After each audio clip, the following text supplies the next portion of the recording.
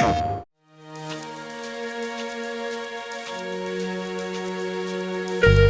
everyone, welcome to our Deathloop QuakeCon panel. I'm Ann Lewis, and I am joined today by Dinga Bakaba, all the way over from Arkane Lyon. Thanks for joining us, Dinga. Hi everyone, it's my pleasure to be here. If you've been following Deathloop, you've seen the story from Colt's perspective. One man trapped in a time loop with 8 people to kill in order to break it. But what you haven't seen very much of is the view from the other side. Because Deathloop not only lets you play as our protagonist, it also lets you play as our antagonist, Julianna Blake, and step into her shoes as you invade Colt's story to try to protect the time loop, keeping the island of Black Reef trapped in its never-ending cycle. Today we're going to get our first ever in-depth look at this PvP mode. Before we can really get into what it means to play as Juliana, we first need to talk about how the PvP fits into Colt's campaign. Deathloop is an immersive, story-driven first-person shooter where you play, this assassin trapped in a time loop. The twist here being that, yes, your nemesis, your antagonist, Juliana, can be played by either the AI or another player. And I guess we're going to talk a lot more about this. How does this mode actually work? When you decide, I'm going to play as Juliana, I want to protect the time loop, what happens when you jump into that game? When you play as Juliana, you start by, entering some kind of hub where you can customize your character, choose which powers or which weapons to bring with you. And then you choose whether you want to invade a random player that is playing through the campaign, or one of your friends, which is, sometimes quite fun when you see that, Dana is playing right now. That could be a good idea to invade her and have a little fun. And obviously, these are going to be 2 very unique experiences playing as these 2 different characters. But what makes the experiences so different? Colt has his own signature power that is called Reprise. And it allows him to die twice and come back, which basically you can say it's 3 lives in video games terms. And that's a big difference because Juliana has only once. If you kill Juliana, then she's back into her menu and she can invade someone else. And that's interesting because definitely Colt is able to take a bit more risk, which generally encourage Juliana players to be a bit more, careful, a bit more devious, and use things like trap, deception, misdirection, a lot of different things. But apart from that, they can both have access to the same powers, the same weapons, so you will be facing someone that is your match. You mentioned that playing as Juliana can sometimes feel like you're a detective. So playing as Juliana really does require you to kind of have this more in-depth knowledge of Black Reef. She is the Black Reef expert, Colt is not. So she really needs to be a little bit more knowledgeable, aware of her surroundings. Especially in the beginning, you don't know a lot about her, but it's pretty clear that she knows her Black Reef. She knows the island through and through. It's really something that rewards your knowledge of the map. Knowing that an NPC is supposed to be patrolling in this street, and they are not patrolling, so probably Colt has eliminated them.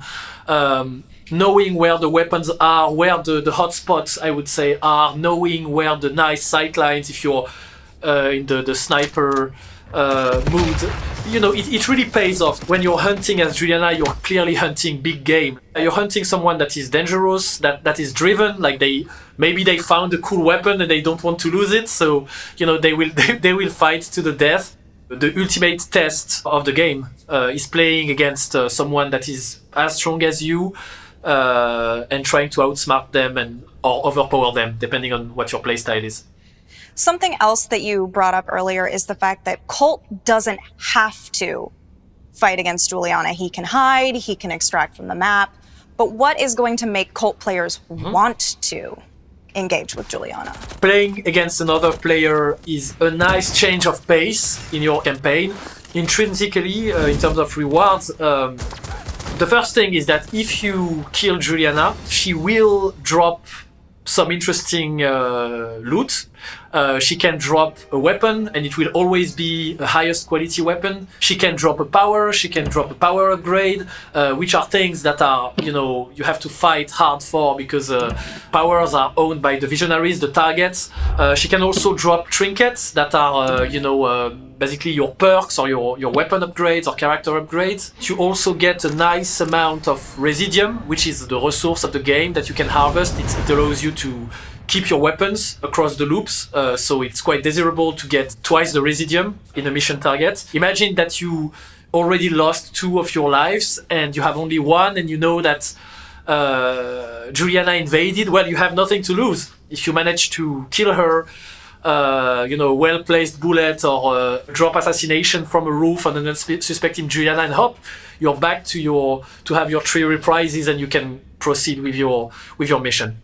On the flip side of that, what makes players want to play as Juliana? We've talked about how it's a very unique experience being able to play as the villain, and I think that that's something that's going to be a draw for a lot of players. You hit the nail on the head, as you Americans say. The fact that you're able to play as the villain, as the antagonist, as the bad guy here on Black Reef is, I think, a major temptation. This is definitely something that I think feels special, especially when you're starting to see how Colt starts to act differently. They generally what we've seen is that players, like even I, start to play very differently when I know that I've been invaded by Juliana, and that's always satisfying to be kind of the mastermind. But at the same time, I have only 1 life, so I have only 1 shot, 1 chance at this. So this is quite satisfying and quite unique when playing the game. We also wanted this to be an optional mode, so we are not gaining any progression for the campaign behind playing as Juliana. It's really for the fun of it, creating cool, interesting, and memorable stories with other players, and looking cool while doing it. In the past, we've talked about all of these Arcane water cooler moments, these things that happen in Arcane games that are just so weird, so cool, that you have to share them, talk to your friends about them. Do you think that adding PvP to an Arcane game adds to these types of moments because now you have 2 unpredictable elements? What drove us to add that to the game was not the competitive aspect of it, really. Like that's why there's no leaderboard, there is nothing like that. It was really the fact that it is an anecdote generator. 2 elements of chaos in a simulated world definitely create some interesting moments. Those moments of I really didn't plan for it to go that way, but that was so awesome. When you will hit record on your PS5 and save that clip and then send it to the other player in case they didn't save it, and maybe add them as a friend. It's nice to be surprised by a game. What players can add to the mix, be it something very random, very chaotic, or on the contrary, something that is like a perfectly executed plan where you will think like, oh, that other person is a mastermind. Like that's good game. GG, you deserve that one. More I would say developer-centric approach. It's an opportunity for us to just interact with the players and the community in a different way. Like the way we generally interact with them is asynchronously. Like we build the game and then they play with the game and then we watch on Twitch and YouTube, and this interaction doesn't really happen. But now that we get a chance to invade players or get invaded by players, we can share those moments with you all, and that's that's also exciting for us. I go by Sidrath, by the way, so if you ever get invited by me, do your best. Welcome to the panel, Bennett. I want to start off by talking about the thing that is really at the heart of Deathloop, and that is this rivalry between Colt and Juliana, their dynamic. And it is a very complicated dynamic. There's a lot of teasing and mocking and jokes, but there are also these more conflicted moments between the 2 of them. What makes their dynamic so complicated, without spoilers, of course? Yeah, I guess it's always complicated when someone's trying to murder you. from the player's perspective, this is the first person you meet, and they're already trying to kill you. And basically, part of the initial stages of the game are finding out and exploring and discovering why she wants to do this. She has something in common with Colt. The island loops over one day, but everybody on the island seems to forget, except for her and Colt. So in some ways, they're the only people who can share an experience of what's going on the island with each other, because if they went to somebody else, they would just forget, right? Through that experience, it's basically her trying to get Colt up to her level, right? She holds all the cards, she holds all the knowledge, and so she calls you over the radio and taunts you and things like this, but it also is this sort of didactic experience where Colt is inquiring about what's going on, and she's giving him answers, but also not giving him all the answers. As the player navigates through this world, they discover things, and she can kind of fill in some of the gaps. Juliana is still a little bit of a mystery to players, especially when you compare her to Colt and even the other visionaries. The other visionaries are very clear in their motivations. They want to be young forever, they want to party forever. We still don't really know very much about Juliana's motivations. We don't know why she wants to live forever. Can you give us any insights? Again, no spoilers. I think if one said Juliana's goal would be immortality, I think Juliana would say that's too simple of a concept. It's beyond that. It's I think in many ways the way we've sort of crafted this character is she's most interested in Colt, like getting to her level, challenging her, which in effect is like, it's a nice narrative and sort of like some of the game elements crossover of the PvP thing, because as Dinga was saying, it's like the most dangerous game, the most interesting opponent is a human opponent, you know what I mean? And she feels like that elevates her game. One way to look at it would be that Colt wakes up on this island. This woman is clearly the reason why everyone on the island wants to kill him. She's with him every step of the way, and she's the most interesting thing. Not only the most interesting person, she's the most interesting thing on this entire island. And it seems like the opposite is also true. So it's really interesting and never boring to see those two, those two interact. Deathloop is really funny. I think that it's pretty fair to say that the humor is a lot more prevalent in this game than it has been in past Arcane games. Was this always the decision, or is this something that kind of evolved along the way to make Deathloop, play with it a little bit more, have that fun and bring comedy into it? When we started adding this dimension of the Eternal Party to the world, we knew we wanted it to be fun and maybe have a little bit of humor, but definitely, the narrative team, like Bennett and Pavel, Alex, Rosa, and everyone who worked on the game definitely brought even more humor than we were expected. And we went for it.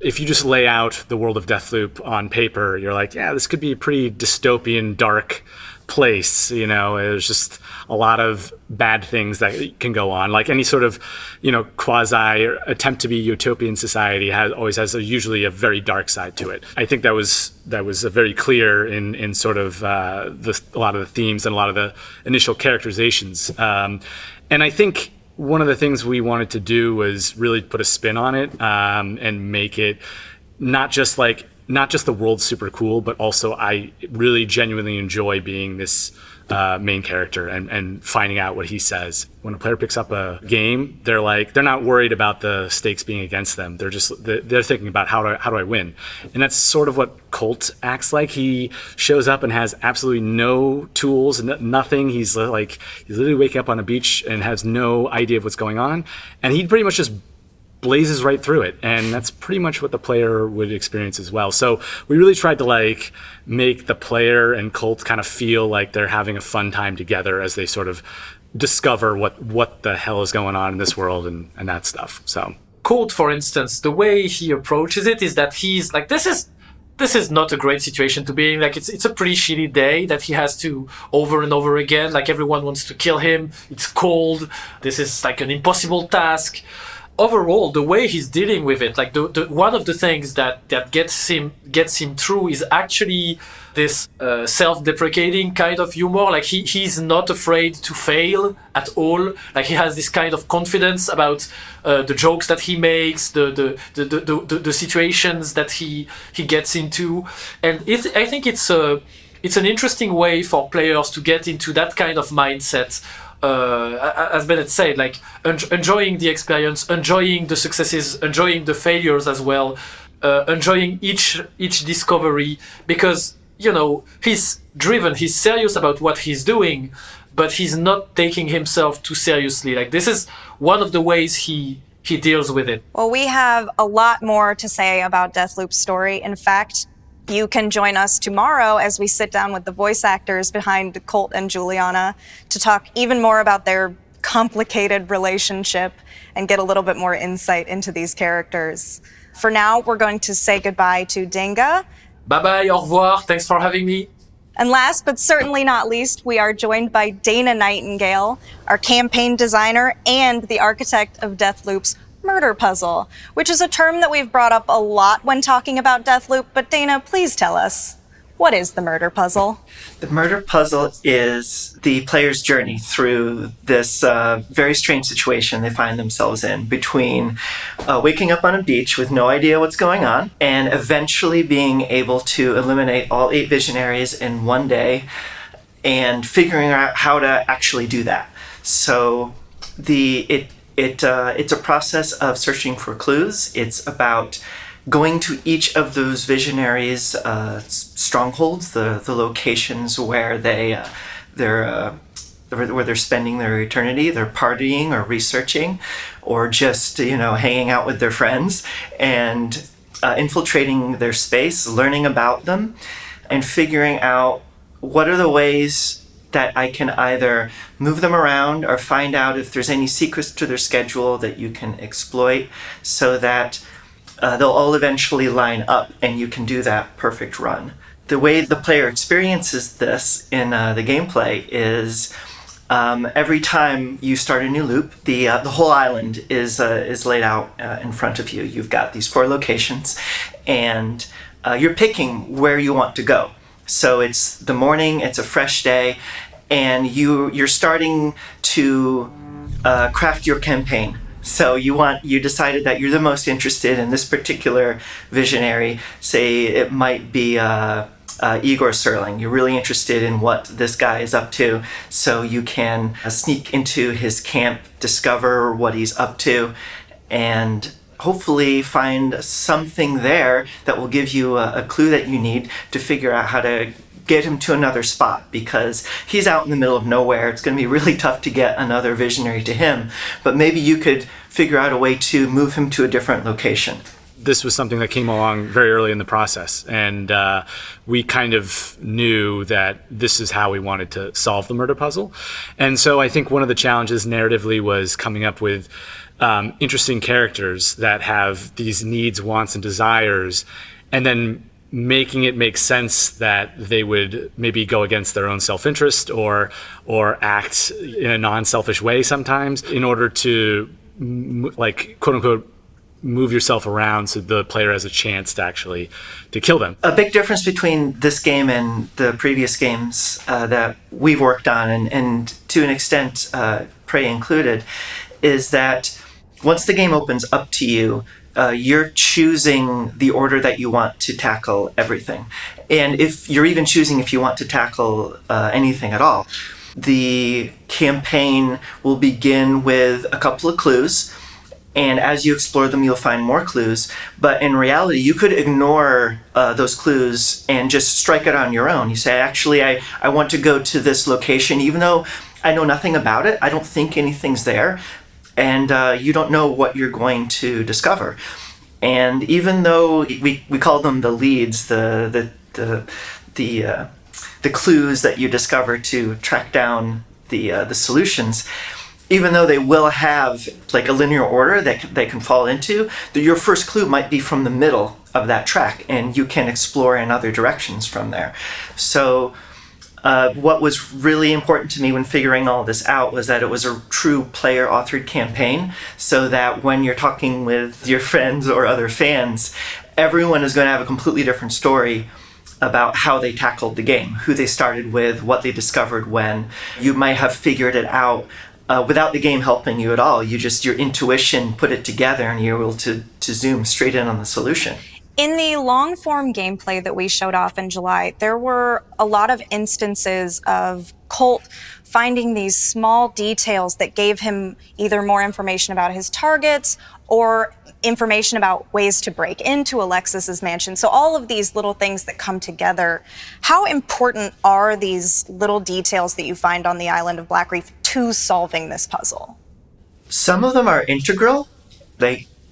You need this clue in order to progress to a certain location. It might be giving you a key combination to a locked door, so you really have to figure out where this piece of information is and track it down. But there's a lot more stories on Black Reef than just the story of Colt and the Visionaries and Juliana and the rivalry and the time loop even. So you may stumble across something that has something to do with a personal story from one of the other people living on the island, or something that happened before the time loop. And that could lead you to a vignette or a piece of content or a puzzle that is its own puzzle and story unto itself. So, if you've played any of our other games, you know that we love to pack our maps full of things to discover and other stories and all the little signs of life that make the world feel bigger than just your own experience. And this is no exception. In fact, I think we might have packed more into this game than any of the others. In Deathloop, you're not really beholden to following the murder puzzle every step of the way. You can step off of the path. You can do a little bit of exploring outside of that. What is there to do outside of the murder puzzle? What are you seeing? What are you experiencing when you're not actively playing detective and trying to find that golden path? The bizarre hijinks of the Eternalists. They get up to some pretty interesting little adventures. Now that they're in the loop, a lot of them are just left to their own devices, and they come up with all of these sometimes quite extreme ideas for how they're going to have their fun. And there's characters with schedules beyond just the Visionaries. You could learn that this particular group of people are going to be in this other map later in this other location. But something bad happens because of their idea of fun just happens to go terribly wrong and half of them die. Well, maybe you can tweak that, and then when you go to one of our other maps later in the day, now they're there. Now they're continued on their strange adventure and they're partying in a different way. But now this new location is unlocked. Practically speaking, to the player's progression, that might mean new trinkets, new weapons, but for me it means more of the story, a new location to explore, getting a better sense of what this world is about, and this is something that we just fill the game world with. Yeah, the Eternalists like to mess around with things that go boom, so, there's all kinds of dangerous things you can get yourself involved with, so... Speaking of dangerous things you can get yourself involved with, from either a development standpoint or a player standpoint, do you have a favorite visionary to assassinate? From a pure player perspective, I'm very happy with what we came up with for Frank. And the reason why I feel like as a player that's the most satisfying is I think out of all of them, that's the one that you can complete just based on your own intuition. The player looking at what the game is showing them, and rather than following the clues, you can make an intuitive leap and rush to the end and solve it very quickly if you're paying attention, if you know what's going on. And I'm really happy that we were able to construct the campaign in a way that rewards that. You don't have to go through all 16 steps. You can jump straight to the end if you notice things. And I hope that when players do that, they'll feel the same satisfaction that I had when we were able to get that working.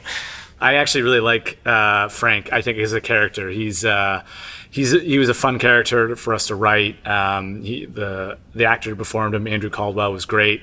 He's a kind of a different. I mean, like all the characters are different in their own right, but for some reason, I think Frank is he's kind of the most fun to hang out with, aside from Colt, I think. And also, I just love he's got this club, basically, where you can go and find him at, and it's just a fun map to play. So I really like Frank's mission. Well, you guys will be able to experience Frank's mission and all of the other Visionaries missions when Deathloop launches on PlayStation 5 and PC on September 14th. I want to thank you all so much for joining me today. It's really been a blast. Thank you. Well, thank you for inviting me. And we will see you later this weekend when we have that panel with our voice actors to talk about Colt and Juliana a little bit more. See you then.